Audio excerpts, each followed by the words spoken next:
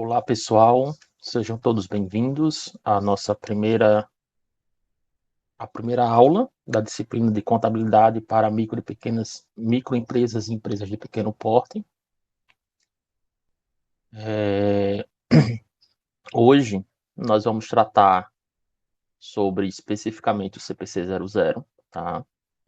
Esse aqui é o nosso pequeno sumário da apresentação que nós vamos tratar no dia de hoje.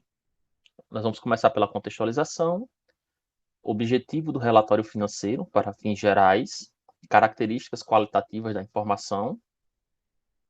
das informações financeiras úteis, demonstrações contábeis e a entidade que reporta, elementos das demonstrações contábeis, reconhecimento e desreconhecimento, mensuração, quais são as bases de mensuração, apresentação e divulgação e conceitos de capital e manutenção de capital. Inicialmente, vale salientar que, como a transformação que a contabilidade passou com a Lei 11.638 em 2008 e a 11.941 em 2009, o nosso sistema contábil brasileiro ele passou a ser vinculado ao internacional, ou seja, nós temos as mesmas normas internacionais, elas são desenvolvidas, no caso no Brasil, certo? Elas foram adotadas e nós passamos pelo processo de convergência. Okay? Foi criado nesse momento o Comitê de Pronunciamentos Contábeis, onde ele estava responsável por adaptar essas normas internacionais ao contexto brasileiro, certo? Através da emissão dos CPCs, certo? Dos pronunciamentos técnicos, que já foram, decorrer desse tempo, já foram vários CPCs emitidos e com as suas devidas correções. Esse órgão CPC ele é formado por vários entes, tá? Tanto da academia, quanto do setor produtivo das empresas, quanto dos órgãos regulamentadores. A exemplo disso, a SUSEP, o Banco Central, certo? O Conselho Federal de Contabilidade, no caso, as instituições acadêmicas, as universidades, certo? E, no outro lado, as empresas que vão fazer uso dessas normas, tá? O nosso sistema contábil, ele inicialmente, ele era baseado em normas jurídicas. Basicamente, no Brasil, a gente obedecia, né, popularmente dizendo, obedecia o que o fisco mandava fazer, tá? Onde ele determinava, através de regulamentação e de leis próprias, vários pontos que a contabilidade, quanto ciência, deveria seguir. Com essa convergência às normas internacionais, as normas as IFRS, aconteceu no contexto brasileiro, vamos dizer assim, popularmente dizendo, um descolamento da contabilidade e dos padrões fiscais exigidos. Ou seja, existe aí o que é contabilidade, que é para ser feito com base em regras contábeis, e o que a gente tem que atender via regulamentação do fisco. Ou seja, houve a separação daquela influência que nós tínhamos anteriormente, ou pelo menos tentativa, onde os eventos contábeis eles teriam que obedecer à essência econômica e não necessariamente como o fisco mandou contabilizar, tá? Tem essa diferença e que é um processo de transformação, ou seja, a liberdade, digamos que uma liberdade vigiada, né? Onde você, profissional da contabilidade, vai pensar os fatos que aconteceram na sua empresa ou nas empresas que você é responsável, levando em consideração a essência econômica do fato, certo? Isso é um salto muito grande para o que nós estávamos acostumados a a realizar. E, no caso aí, nossos pronunciamentos, eles são baseados em princípios, ou seja, como eu acabei de falar, essência econômica da coisa, do fato. Aí vale salientar uma coisa, a estrutura conceitual, ela não é uma norma, tá ok? Ela não é uma lei e também não é um regulamento. Ela, como o próprio nome diz, é uma estrutura conceitual, uma estrutura básica, tá? Que é o CPC 00, que para outros órgãos regulamentadores, né? No caso da CVM, esse CPC 00 foi aprovado sob a numeração de 835/2009. Já para o CFC, o Conselho Federal de Contabilidade, passou a ser a Norma Brasileira de Contabilidade, NBCTG, estrutura conceitual, certo? Nada mais é aí do que o pronunciamento que foi emitido pelo Comitê de Pronunciamentos Contábeis, sendo validado por esses órgãos, tá? Sejam normatizadores, sejam órgãos de classe, e aí assim sucessivamente. A estrutura a sequência, né, dos capítulos da estrutura conceitual. Basicamente, são 8 capítulos, certo? Já passados por revisão e ainda tem algumas partes da norma que serão atualizados nos próximos anos, certo? O primeiro capítulo ele trata o objetivo do relatório financeiro para fins gerais. Capítulo 2, características qualitativas das informações financeiras úteis. O 3, ele trata de demonstrações contábeis e a entidade que reporta. 4, elementos das demonstrações contábeis. Quais os elementos compõem essa demonstração? O 5, qual o processo de reconhecimento e desreconhecimento para esses itens do balanço? Quais são as bases de mensuração?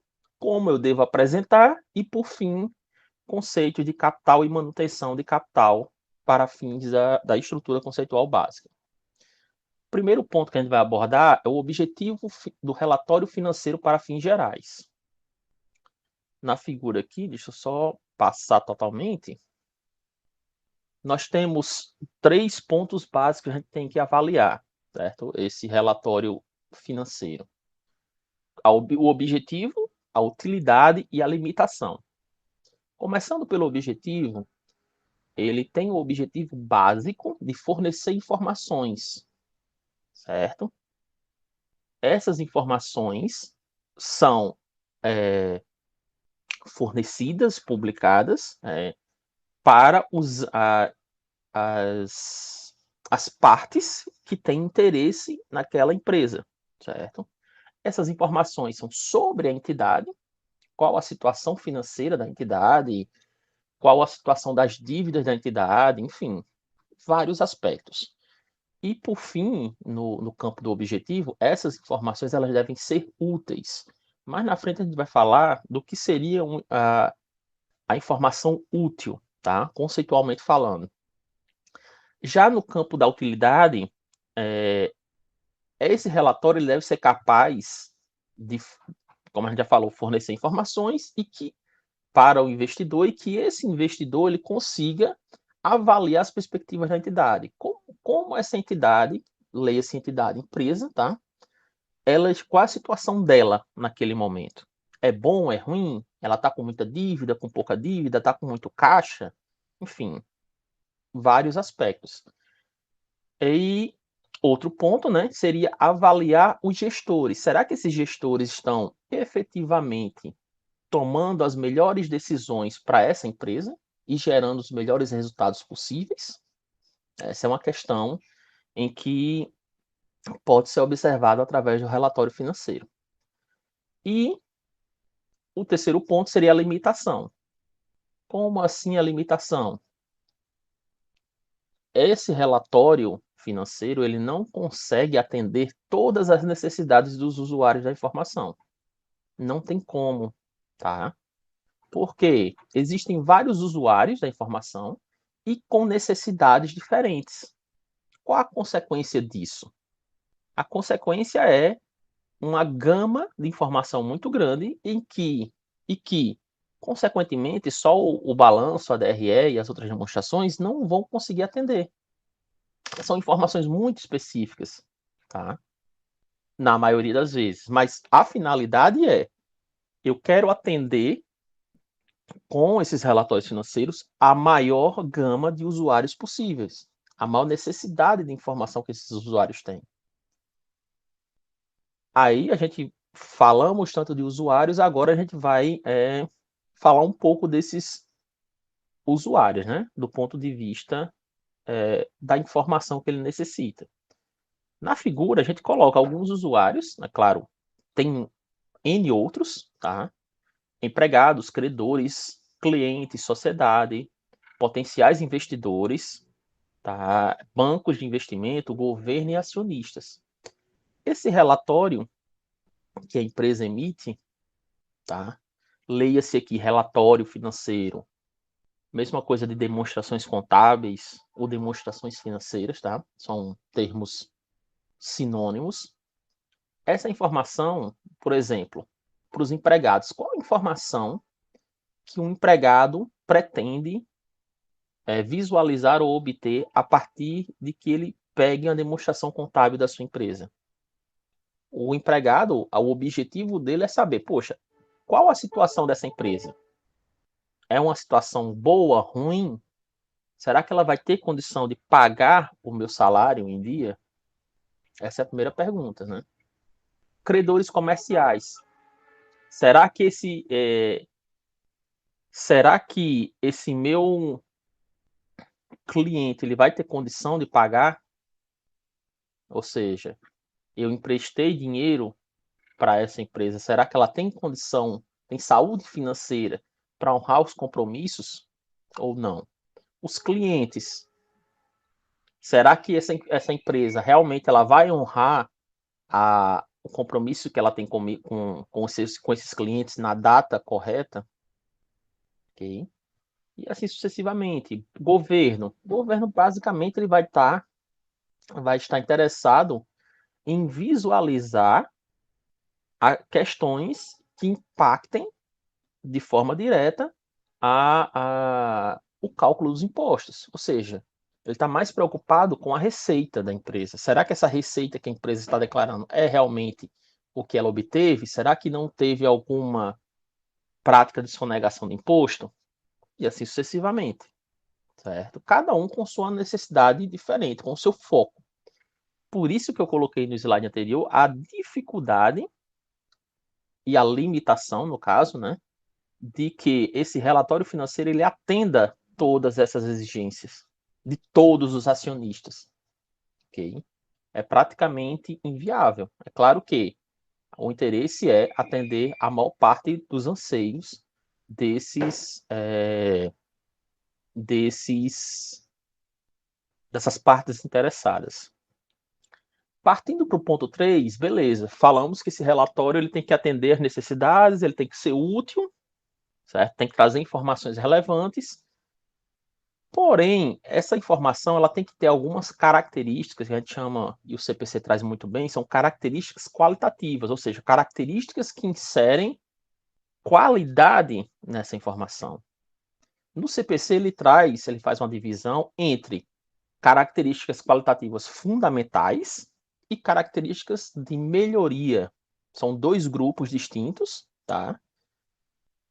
Fundamental, o nome já traz bem, né? O nome já diz por si só, ou seja, é essencial que essas informações sejam representadas nos relatórios e na informação emitida nesses relatórios financeiros. A principal é a relevância, tá? E a representação fidedigna. Já o grupo de características qualitativas de melhoria, ela surge quando as fundamentais são atendidas e esse segundo grupo, como o próprio nome já diz, ele traz melhoria, tá? a, a essa informação. No caso, a comparabilidade, compreensibilidade, verificabilidade e tempestividade. No decorrer da apresentação, a gente vai falar um a um. Então, aqui eu trouxe só a figura de forma resumida. Por exemplo, já vamos começar aqui com a relevância, né? A nossa primeira característica qualitativa fundamental. O que é a relevância, né? É quando essa informação influencia a tomada de decisões econômicas de seus usuários. Ou seja, quando a empresa reporta a sua situação financeira no balanço, ou seja, eu consigo visualizar através da sua receita, no caso da DRE, e a sua situação de caixa, eu, quanto investidor, essa informação ela é relevante. Por quê? Eu vou investir ou não vou investir nessa empresa? É a minha, a decisão que eu tenho que tomar. Com baseado nessa decisão, eu vou poder sim ou não.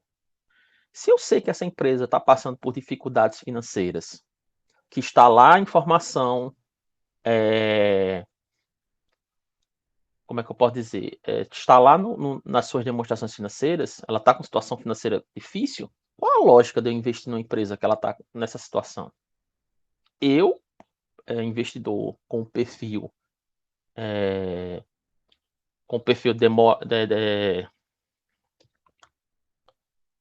com perfil que sou avesso a risco, eu com certeza eu não vou investir nessa empresa, tá? Então, essa informação ela fez diferença para mim, ou seja, ela foi relevante, ou seja, ela agrega valor, vamos dizer assim, popularmente falando. Aí o CPC ele diz, olha, essa diferença das informações, nas decisões, ela pode ser sobre um aspecto preditivo, pode predizer o futuros resultados, como eu acabei de falar do exemplo, né? Ou ele tem um caráter confirmatório. O que seria o caráter confirmatório? Eu observei um determinado período e o período seguinte, o trimestre seguinte, por exemplo, ou o ano seguinte, o balanço do ano seguinte, confirmou essa informação, essa suspeita. Ou seja, serviu de feedback para aquela minha informação, para aquela minha situação. Ou seja, realmente eu não investi, me dei bem por não investir, porque a empresa teve sérias dificuldades. Já a segunda, aliás, a relevância, ela tem um aspecto, certo? Que essa relevância ela tem que ser material, ou seja, a informação ela é material se a sua omissão, certo? Ou seja, se eu não informar ou sua divulgação for distorcida, ela pode influenciar a decisão, certo? Uma relevância que apresenta materialidade. Das decisões dos usuários tomados com base em informações contábil-financeiras acerca da entidade específica que reporta a informação. Já a segunda característica qualitativa fundamental, ela é a representação fidedigna, ou seja, a realidade retratada por 3 atributos básicos. Essa representação ela tem que ser completa, eu tenho que representar no meu balanço das minhas demonstrações financeiras a situação ou as situações, né, da empresa, da forma geral, com todas as informações necessárias para a melhor compreensão. Ela tem que ser neutra, ou seja, não tem que ter viés para um lado ou para o outro, ou seja, não tem que ter a capacidade de influenciar o positivo ou negativamente, eu apenas estou apresentando a informação e livre de erro, que seria o terceiro pilar, ou seja, correto, ou o mais correto possível. O que seria informação completa? Contém o necessário para compreender o fenômeno retratado. Por exemplo, se a empresa ela teve um problema na sua receita, nas suas vendas, nesse período de pandemia, certo?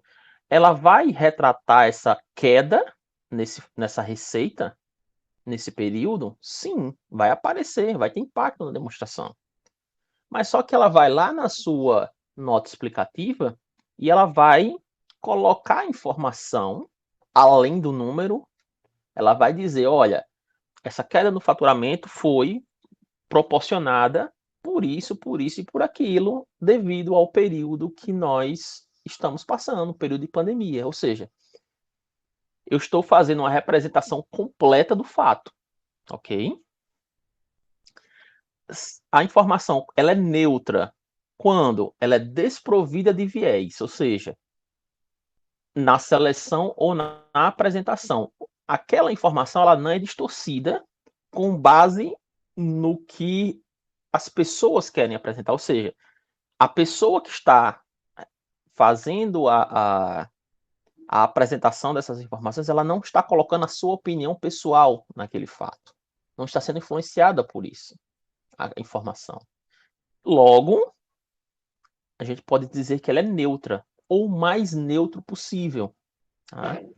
E livre de erro, que seria o terceiro ponto, não significa exatidão, mas a escolha dos métodos corretos. Ok? Eu fiz as melhores escolhas de mensuração e representação dos itens do ativo, do passivo e de itens de receita e de despesa? Sim. Então, pode-se dizer que essa informação ela está livre de erros. E se ela atender esses três pilares, completa, neutra e livre de erros, eu posso dizer que essa informação ela foi uma representação da realidade. Okay? Agora vamos entrar, partindo do princípio que a gente sabe que essa informação ela deve representar a realidade, ou seja, a representação fidedigna, e deve ter influência, certo? Ou seja, como a gente colocou aqui, deixa eu só voltar. Ela tem que ser relevante, ou seja, ela tem que ter uma influência, ela tem que causar uma certa influência positiva ou negativa para um possível investidor venha a investir na minha empresa. Essas duas características básicas sendo atendidas, agora nós vamos melhorá-las.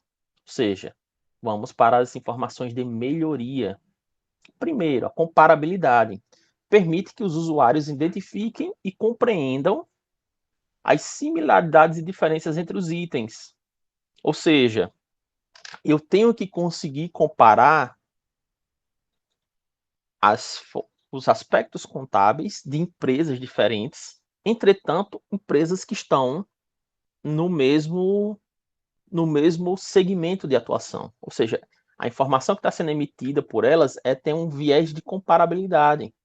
Não é uma coisa solta que eu não possa fazer comparação com os demais pares para poder tomar as melhores decisões. Segunda característica de melhoria é a verificabilidade. Como o próprio nome já diz, diferentes observadores independentes podem chegar a um consenso. Eu consigo receber essa informação, atende à relevância, atende à representação fidedigna, e eu consigo, eu como observador, como analista, como potencial investidor, eu consigo verificar a verdade dessa informação, certo? Tempestividade, seria a terceira, é muito importante, porque adianta eu, quanto empresa, emitir meu balanço 8 meses depois do que é esperado, essa informação vai ser tempestiva para os meus acionistas, para os meus sócios? Ou seja, vai chegar no tempo correto? Provavelmente não, né? 6 meses depois já é uma informação atrasada. Consequentemente, perdeu a capacidade, a característica de ser tempestiva, de tempestividade. E a última característica qualitativa seria a compreensibilidade, ou seja, a clareza e a concisão das informações devem ser indispensáveis, tendo em vista a atenção ao aspecto geral da informação. Ou seja, a compreensibilidade da informação ela deve ser, de forma mais prática, a informação ela deve ser compreensível para diferentes usuários.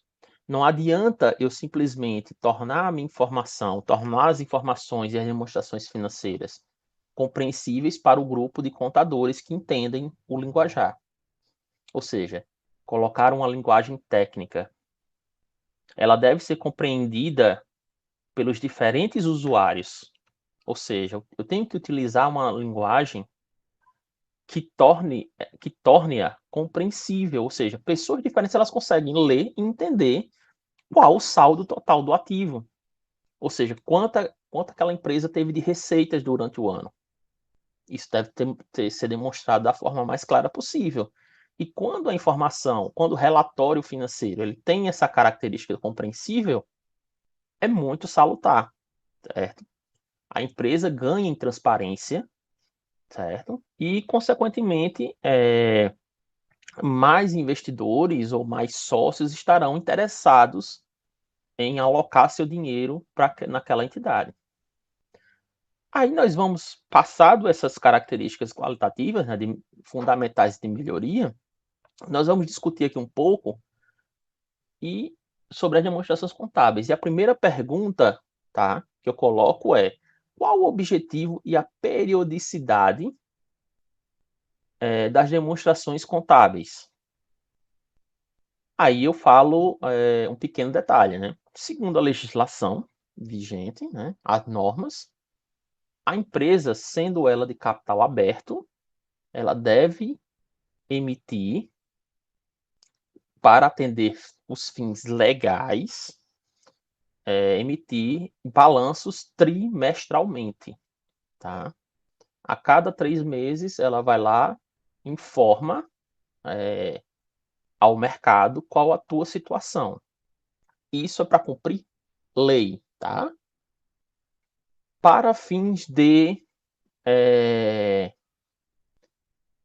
para outros fins, eu posso emitir essa demonstração ou as demonstrações contábeis em períodos em que para mim, quanto gestor, seja interessante.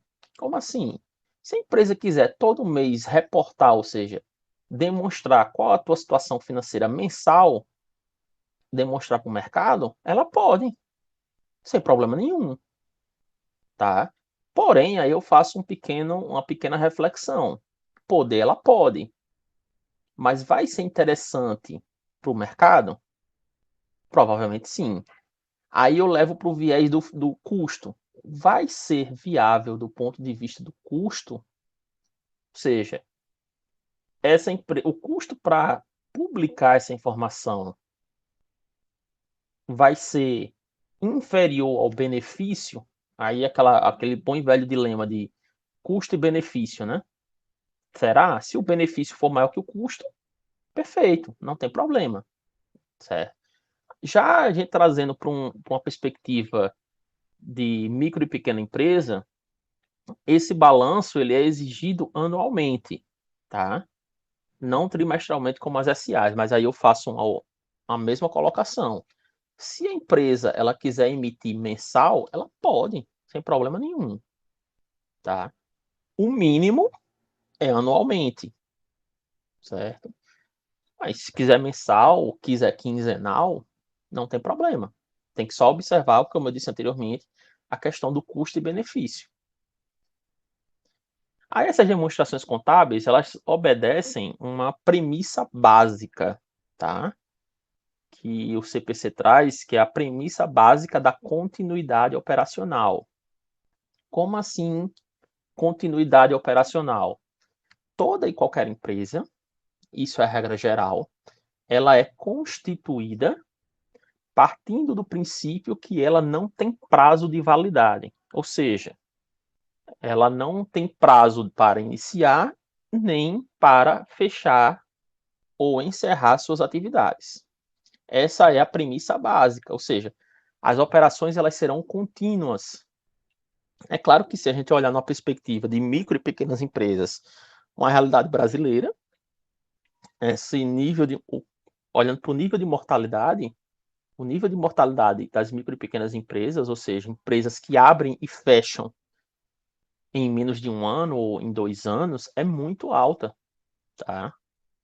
Então, não é que ela já abriu pensando em fechar. Não. Apenas ela não conseguiu ou não teve a capacidade financeira ou não fez as melhores escolhas ou entrou no nicho errado no segmento errado. Pode ter acontecido qualquer coisa, tá? Aí eu faço uma pequena observação e faço até um asterisco, tá? Nessa nessa premissa da continuidade. Existe pela legislação brasileira a possibilidade de abertura de empresa, as chamadas SPS. O que seriam, né? São as sociedades de propósito específico. Okay? Deixa eu até colocar aqui. SPE. Essas empresas, normalmente, elas são criadas no segmento da construção civil, segmento da energia eólica, enfim, nesses segmentos específicos. Como o próprio nome já diz, ela tem um propósito específico para existir. Exemplo, uma construtora, ela para fins de tributários, ela vai e ela consegue, ela faz a abertura de várias pequenas empresas, várias SPS, que elas têm o prazo, basicamente o prazo da obra. Ou seja, a empresa está construindo um determinado prédio residencial, ou até mesmo um loteamento de casas, um condomínio residencial, seja lá o que for, ela abre um CNPJ para aquele condomínio ou para aquele loteamento. Ali, nesse CNPJ, ela faz toda a contabilidade daquela empresa específica. A partir do momento que constrói, vende e recebe o dinheiro dessa venda, quando encerrar o recebimento da venda desses apartamentos, ela pode simplesmente fechar as portas, até antes, certo? Dependendo da escolha. Ou seja, é uma empresa que ela foge à premissa dessa continuidade operacional, ou seja, ela inicia e tem um prazo para finalizar. Ah, é 2 anos, 3 anos? Depende do que ela vai construir, depende de vários fatores, mas ela tem esse prazo de início e término, tá? Essa é eu coloco como um asterisco, que é uma situação diferente. E vale salientar que, no caso dessa SPE, ela é muito utilizada para fins de melhoria ou de planejamento tributário, tá? Agora vamos entrar especificamente nas demonstrações e vamos falar especificamente agora sobre a entidade que reporta, tá? A entidade que reporta é a entidade que é obrigada a ou decide elaborar demonstrações financeiras, tá? Ou seja, no nosso caso, uma Magazine Luiza, ela por ser de capital aberto, ela é obrigada a emitir as suas demonstrações, ou seja, publicar. Diferentemente da ótica, certo? Ou do supermercado, que ele é sociedade limitada, LTDA, ok? Em sendo LTDA, ele não tem obrigação de publicar as suas demonstrações contábeis, mas ele, pela própria legislação, ele é obrigado a elaborar. Elaborar é uma coisa, ser obrigado a publicar é outra, tá? Aí a entidade que reporta pode ser uma única entidade ou parte de uma entidade ou pode representar mais de uma entidade. Empresas maiores, normalmente ela tem várias filiais. Ou seja, cada filial daquela é um CNPJ, uma parte do CNPJ. Mas quando ela vai publicar essa demonstração contábil, ela publica o consolidado das 12 lojas, por exemplo. Empresa com 12 lojas, ela vai publicar o consolidado. O faturamento das 12 unidades, as despesas das 12 unidades, enfim. Todos os itens que compõem as demonstrações. Quais são os elementos básicos, né, das demonstrações contábeis? Primeiro, antes de mais nada, eu tenho que passar por um processo de mensuração, ou seja, eu tenho que mensurar o aspecto contábil financeiro do evento que aconteceu, e depois eu tenho que verificar esse elemento, ele tem característica patrimonial ou ele tem característica de desempenho, onde basicamente, se ele tiver característica patrimonial, ele vai ser classificado no ativo, no passivo ou no patrimônio líquido. Se ele tiver característica de desempenho, basicamente ele vai ser classificado em receitas e despesas, certo?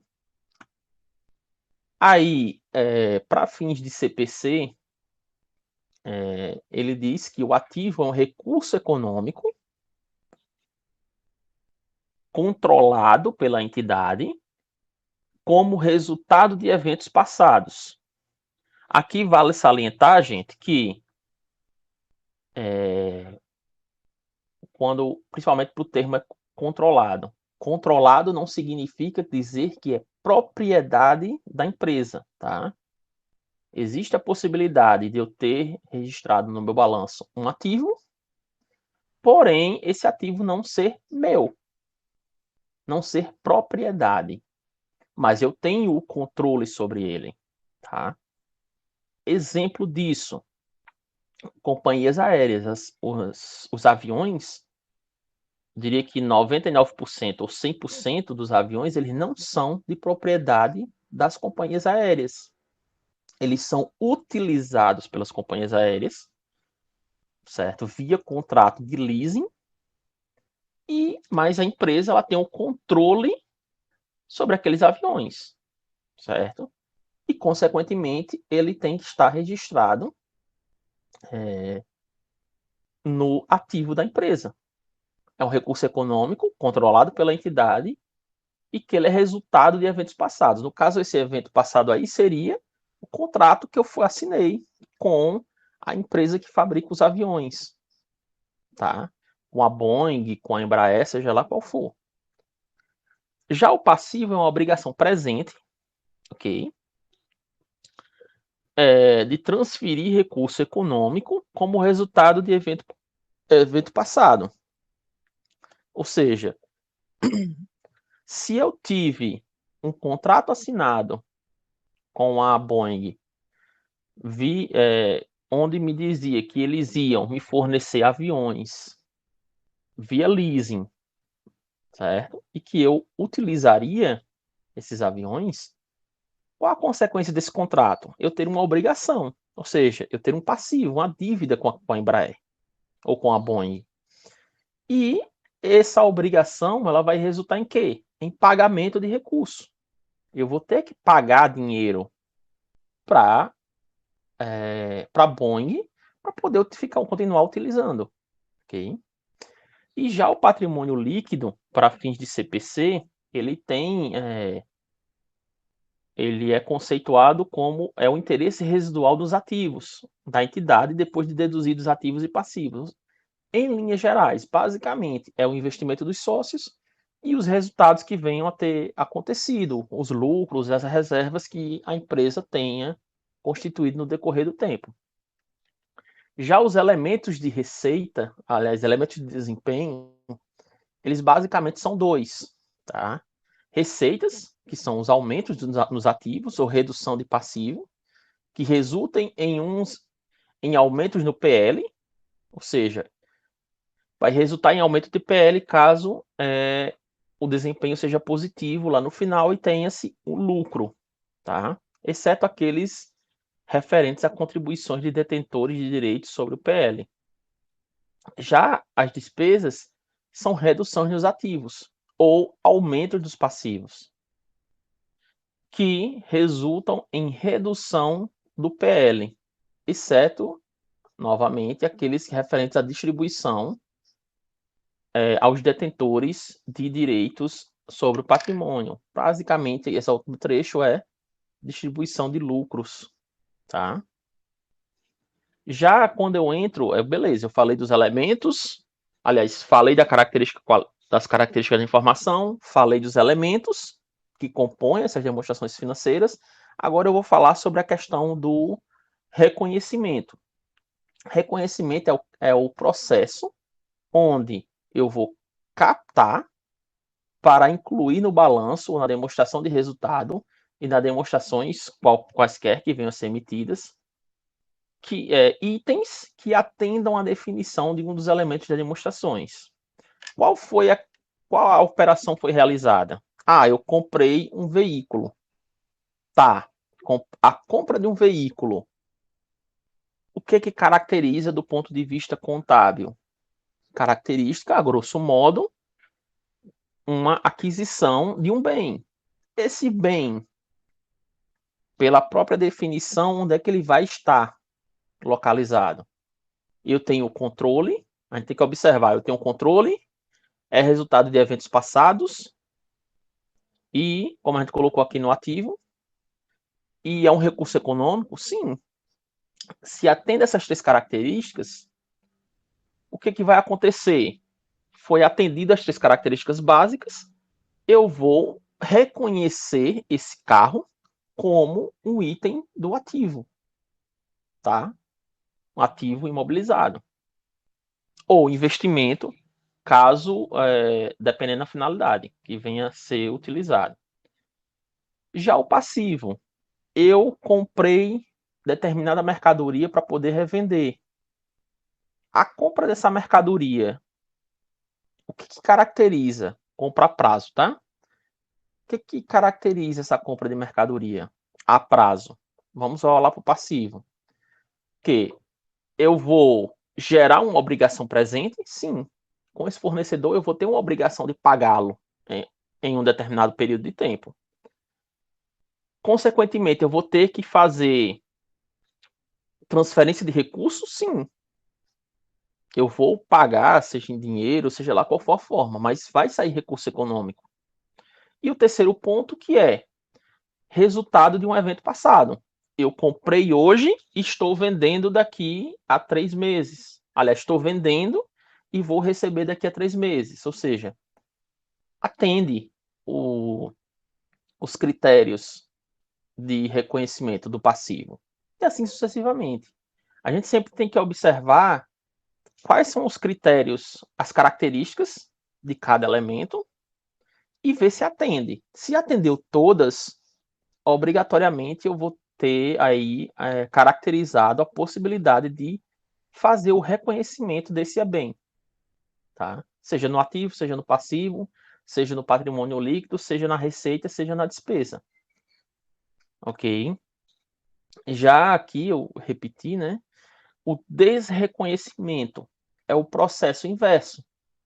É a retirada de parte ou da totalidade do ativo ou do passivo reconhecido no balanço patrimonial. No caso do ativo, no caso do exemplo que a gente acabou de utilizar do carro, o processo de desreconhecimento aconteceria quando? Quando eu vendi, quando eu venho a vender esse bem, esse carro, ou quando ele deixa de existir, sei lá, aconteceu algum acidente e tive perda total desse carro. Ele vai ter que ser automaticamente retirado do balanço e ser reconhecido como perda no resultado. Tá? É o processo inverso. Se no reconhecimento eu coloquei, no desreconhecimento eu vou retirar, seja do ativo, seja do passivo. No caso do passivo, eu não tinha essa dívida com o fornecedor, não estava lá figurando no passivo, o que eu vou fazer? Eu vou pagar. Quando eu paguei essa dívida, automaticamente eu passo pelo processo de desreconhecimento. Essa dívida vai deixar de existir, certo? Aí, como eu disse, somente os itens que atendem a definição de ativo, passivo e PL devem ser reconhecidos no balanço patrimonial. Similarmente, somente itens que atendem a definição de receita e despesa devem ser reconhecidos. O ativo ou passivo é reconhecido somente se o reconhecimento desse ativo ou passivo de qualquer receita, despesa ou mutação do PL, patrimônio líquido resultantes, fornece aos usuários de informação, das informações contábeis, informações que são úteis, ou seja, que são, no mínimo, relevante e fidedigno para o usuário. Aí aqui a gente fala, tá, eu passo pelo processo de conhecimento desses bens. O que, que vai acontecer? Quais são as bases? Como é que eu vou mensurar o custo desses bens, né? Qual a primeira base? É a mais utilizada, o custo histórico. Quanto eu paguei, tá? Na data de aquisição. No caso do ativo, né? No caso do passivo, os montantes recebidos ou os montantes que serão necessários para liquidar essa dívida. Se eu for usar a base de mensuração, o custo corrente é o valor a ser pago na data da demonstração, ou seja, o valor atualizado até a data da demonstração, no caso do ativo. No caso do passivo, o valor para liquidar a obrigação na data da demonstração contábil. Já o valor em uso é o valor obtido em uma venda de forma ordenada, que eu venha a querer vender esse bem. Essa seria a base de mensuração do valor em uso. E, no caso do passivo, o valor pago para liquidar a obrigação. Já o valor justo é um pouquinho mais detalhado. É parecido com o valor em uso, mas é um pouco mais detalhado no sentido e aspecto. O valor justo ele pode ser trocado em transações sem favorecimento, ou seja, duas pessoas elas estão querendo adquirir um determinado carro. Aliás, uma quer vender e outra quer comprar. Qual vai ser o valor justo nessa operação? O valor em que as duas partes concordem e que não tenha favorecimento para nenhuma das partes. É complexo, mas assim, existe essa possibilidade. E no caso do passivo, pode ser liquidado em transações sem favorecimento. A mesma ideia, tá? Dessas 4 bases que a gente está colocando aqui, a mais utilizada, tá? Até mesmo por uma questão histórica, né? De ser mais fácil de mensuração, é o custo histórico.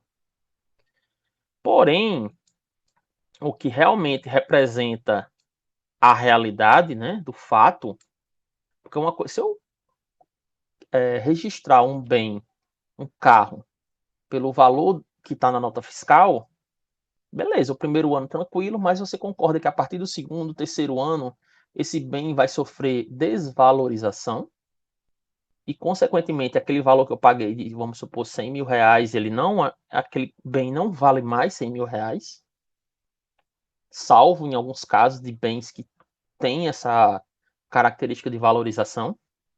Consequentemente, a tua informação vai estar distorcida com o passar dos anos, certo? É isso que a gente tem que ter cuidado quando a gente simplesmente usa custo histórico e simplesmente não olha para o futuro, não faz as possíveis alterações, atualizações.